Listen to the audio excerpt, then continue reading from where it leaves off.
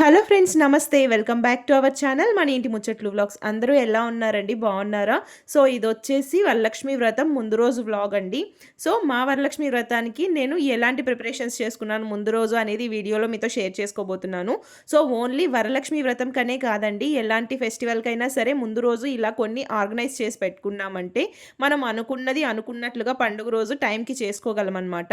So Vinayaka Chavithi అవన్నీ కూడా రాబోతున్నాయి కదా, సో అన్నిటికీ కూడా యూస్ఫుల్గా ఉంటుంది. వీడియో అయితే స్కిప్ చేయకుండా ఎండ్ వరకు చూసేయండి. వీడియో నచ్చితే చిన్న లైక్ చేయండి ఫ్రెండ్స్, సో దట్ మన వీడియో ఇంకొంతమందికి రీచ్ అవుతుంది. అలాగే మన ఛానల్ని కనుక ఫస్ట్ టైం చూస్తున్నట్లయితే ప్లీజ్ సబ్స్క్రైబ్ చేసుకోండి. ఇంకెందుకు ఆలస్యం, let's get in to the video.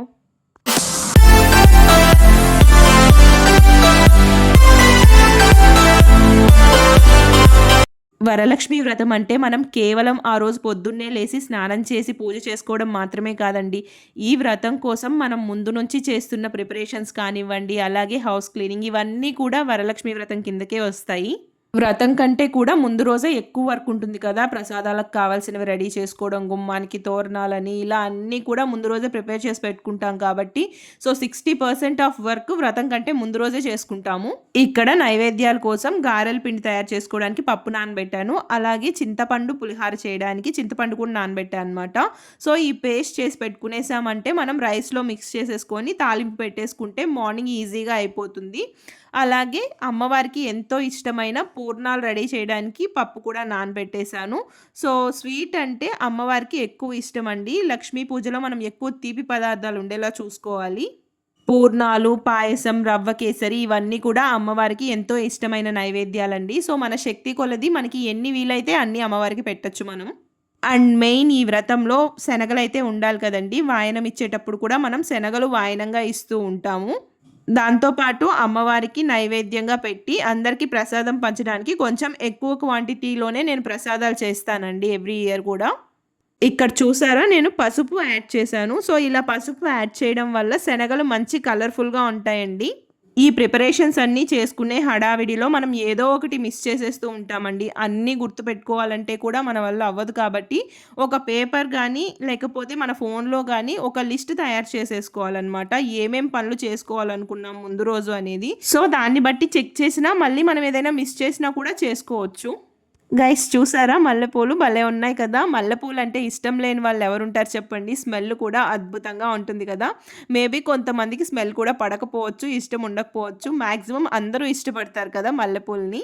కొయ్యకుండా అలాగే చెట్లో వదిలేసామనుకోండి, కొంచెం పూసిన తర్వాత మనం ఒక 20 ఫీట్ డిస్టెన్స్లో ఉన్న స్మెల్ వస్తుంది చూడండి, అబ్బబ్బా అదిరిపోతుంది అనుకోండి. ఎనీవేస్ ఇక్కడ నేను తమలపాకులు కోసుకుంటున్నానండి. సో రేపు పూజలోకి అలాగే వాయనం ఇచ్చేటప్పుడు ఇంకా మనం కలశంలోకి అన్నిటికీ తమలపాకులు యూస్ చేస్తాం కదా, అందుకే ముందు రోజే నీట్గా కడిగి పెట్టేసుకుందామని చెప్పేసి కోసుకుంటున్నాను అనమాట. బయట కొంటే అస్సలు బాగుండట్లేదండి తమలపాకులు. ఇలా ఇంట్లోనే మనకి చెట్టు ఉంటే ఎప్పుడు కావాలంటే అప్పుడు పూజకైనా లేకపోతే పండగ వచ్చినా కోసుకోవచ్చు కదా. లక్ష్మీదేవికి తామర పూలంటే చాలా ఇష్టం అండి. సో కుదిరితే 108 పూలతో పూజ చేసుకోవచ్చు. లేదు అనుకుంటే అట్లీస్ట్ 1, 2 పూలు పెట్టడానికైనా ట్రై చేయండి. సో నేను ఒక 5 ఫ్లవర్స్ తెప్పించాను అనమాట. అవి కూడా మొగ్గలుగా ఉన్నాయని చెప్పేసి వాటర్లో వేశాను, మార్నింగ్కి విచ్చుకుంటాయని. ఏ పండగైనా సరే మనకు ఒక పెద్ద టాస్క్ ఏంటంటే ఈ పూజ సామాన్లు క్లీన్ చేసుకోవడం. సో వీటి గురించి చాలామంది చాలా చాలా టిప్స్ చెప్తూ ఉంటారు. నేనైతే ఒక సింపుల్ టిప్ చెప్తానండి. మనకి బయట మార్కెట్లో దొరుకుతుంది కదా పీతాంబరి పౌడర్, అది తీసుకొని అందులో లెమన్ స్క్వీజ్ చేసుకోవాలి. సో ఆ రెండింటిని బాగా కలుపుకున్న తర్వాత ఆ లెమన్ స్క్వీజ్ చేసాం కదా, ఆ తొక్కతోనే దాన్ని తీసుకొని ఈ విధంగా పూజ సామాన్లు అన్నీ కూడా క్లీన్ చేసుకోవాలండి. సో ఎక్కువ కష్టపడి రుద్దాల్సిన అవసరం కూడా లేదు. ఇక్కడ చూపిస్తున్నాను కదండి, నేను ఫాస్ట్ ఫార్వర్డ్లో పెట్టడం వల్ల మీకు అలా కనిపిస్తుంది, కానీ చాలా సింపుల్గా ఊరికే అలా అంటే చాలండి, కొత్తవిగా తలతల మెరిసిపోతాయి. సో ఇంతకు ముందున్న దానికి ఇప్పుడు క్లీన్ చేసిన తర్వాత ఉన్నదానికి డిఫరెన్స్ మీరే చూస్తున్నారు కదా. చాలా సింపుల్ అండ్ ఈజీగా క్లీన్ చేసుకోవచ్చు అన్నమాట. మీరు ఒకసారి ట్రై చేశారంటే మీకే అర్థమైపోతుంది ఇంత సింపుల్గా క్లీన్ చేసుకోవచ్చా పూజ సామాన్లు అని చెప్పేసి. చూస్తున్నారు కదా ఎంత నీట్గా కొత్తవిలాగా మెరిసిపోతూ ఉన్నాయో. సో పూజ చేసుకునేటప్పుడు పూజ సామాన్లు అన్నీ కూడా కొత్తవిగా మెరిసిపోతూ ఉంటే మన లేడీస్కి అదొక సాటిస్ఫాక్షన్.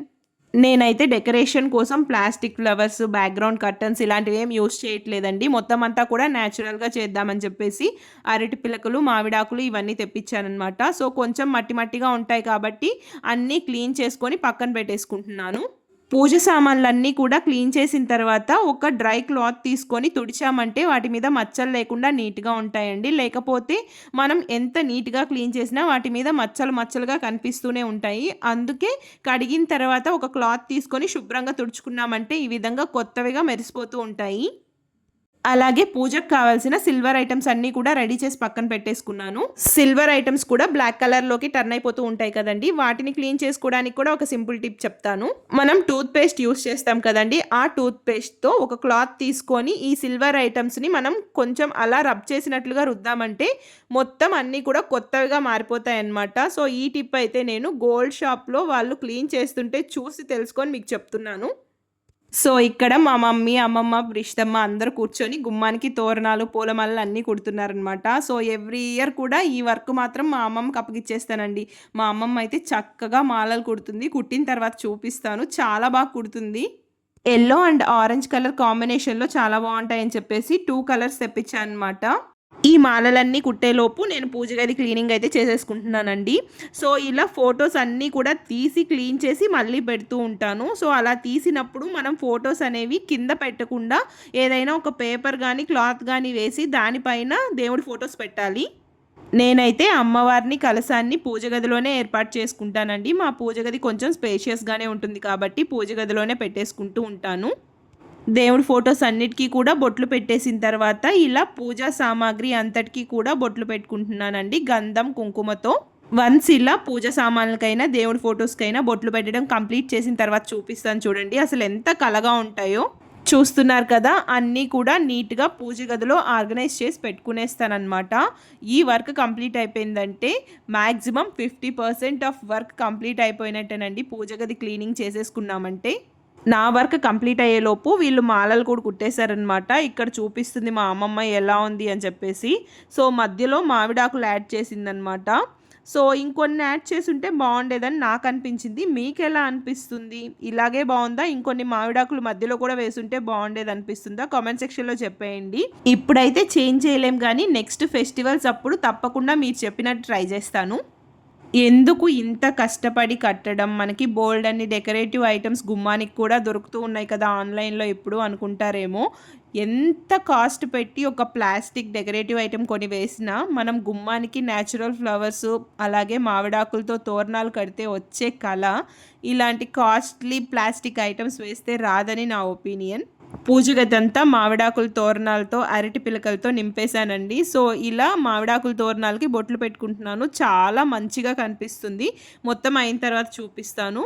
సో, అమ్మవారిని ఇక్కడే ప్లేస్ చేస్తాను కాబట్టి చక్కగా ముగ్గులు అవి వేసి రెడీ చేసేసుకున్నాననమాట. ఎలా ఉంది నా సింపుల్ డెకరేషన్? నాతో కామెంట్ సెక్షన్‌లో అయితే తప్పకుండా షేర్ చేసుకోండి. ఇప్పుడు బోలెడంతమంది సెలబ్రిటీస్ అందరూ వరలక్ష్మి వ్రతం అంటే చాలా చాలా డెకరేషన్స్ చేసేస్తూ ఉంటారు కదా! అలాంటి వీడియోస్ చూసి ఈ సింపుల్ డెకరేషన్ చూస్తే మీకు అంతగా నచ్చకపోవచ్చు. బట్ నాకైతే చాలా క్యూట్‌గా అనిపించింది. ఎవ్రీ ఇయర్ ఓన్లీ కలశం మాత్రమే పెట్టుకొని పూజ చేసేదాన్నండి. సో, ఈసారి అమ్మవారిని కూడా పెడదామని చెప్పేసి నెల్లూరు వెళ్ళినప్పుడు అమ్మవారి ఫేస్ అవి తీసుకొచ్చాననమాట. ఈసారికి అమ్మవారిని కొంచెం సింపుల్‌గానే రెడీ చేసుకుంటున్నానండి. నేను కూడా ఫస్ట్ టైమే పెడుతున్నాను కాబట్టి. నెక్స్ట్ టైం ఇంకొంచెం బాగా చేయడానికి ట్రై చేస్తాను. సో, ఇక్కడ శారీ కాకుండా బ్లౌజ్ పీస్ తీసుకొని అమ్మవారిని దీంతోనే శారీలాగా చేద్దామనేసి అనుకున్నానండి. మనం చిన్నప్పుడు పేపర్‌తో స్నేక్ తయారు చేసేవాళ్ళం గదా! ఆ టైప్‌లో ఫోల్డ్ చేసుకున్నామంటే మనకి ఇక్కడ చూపిస్తున్న విధంగా వస్తుంది. మనం ఫోల్డ్ చేసిన బ్లౌజ్ పీస్‌ని ఈ విధంగా పెట్టుకున్న తర్వాత దానిపైన కలశం చెంబు పెట్టుకోవాలి. అలా పెట్టుకున్న తర్వాత కొబ్బరికాయ పెట్టి ఆ కొబ్బరికాయకి అమ్మవారి ఫేస్‌నైతే మనం కట్టుకోవాలండి. కొబ్బరికాయకి అమ్మవారి ఫేస్ కట్టేటప్పుడు మధ్యలో గ్యాప్‌లా వస్తుందండి. కొంచెం పేపర్స్ అవి పెట్టి సెట్ చేసేసుకోవచ్చు అమ్మవారి ఫేస్‌కి, కొబ్బరికాయకి మధ్యలో. మా అమ్మవారైతే రెడీ అయిపోయారు. ఎలా ఉన్నారు నేను రెడీ చేసిన అమ్మవారు? తప్పకుండా నాతో కామెంట్ సెక్షన్‌లో షేర్ చేసుకోండి. ఫస్ట్ టైం చేశాను. సో, ఏమైనా మిస్టేక్స్ ఉంటే నాతో చెప్పండి. నెక్స్ట్ టైంకి చేంజ్ చేసుకుంటాను. స్టోన్స్‌తో డెకరేషన్ చేసిన అమ్మవారి ఫేసెస్ కూడా ఉన్నాయండి. బట్ నాకెందుకో ఈ అమ్మవారి ఫేస్ చాలా కళగా అనిపించి తీసుకున్నాను. అలాగే వాయనం ఇవ్వడానికి తీసుకొచ్చిన బ్లౌజ్ పీసెస్, బ్యాంగిల్స్ అవన్నీ కూడా సెట్ చేసి పెట్టేసుకుంటున్నానండి. సో, ఇవన్నీ కూడా పూజలో పెట్టి ఆ తర్వాత వాయనంగా ఇస్తానన్నమాట.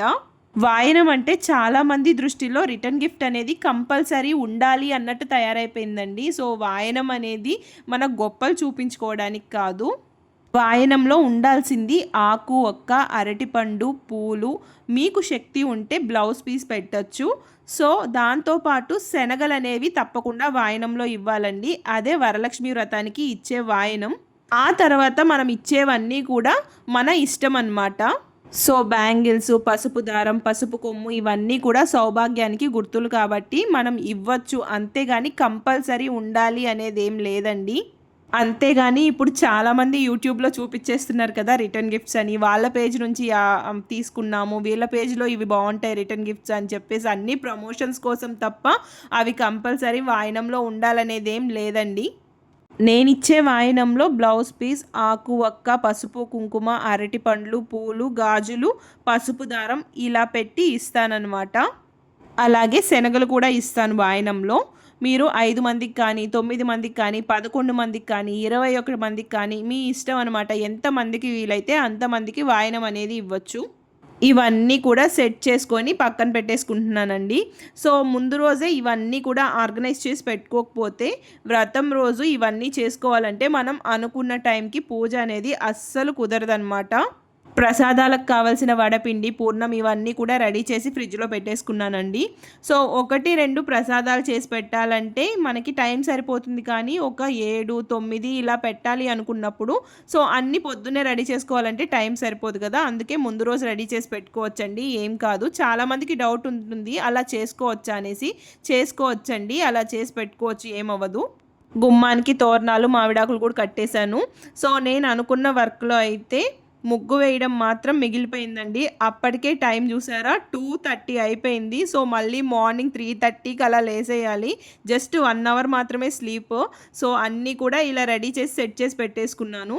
తామర పూలు చూసారా కొంచెం విచ్చుకున్నాయి కదా, మార్నింగ్ ఇంకా బాగా వచ్చేస్తాయి.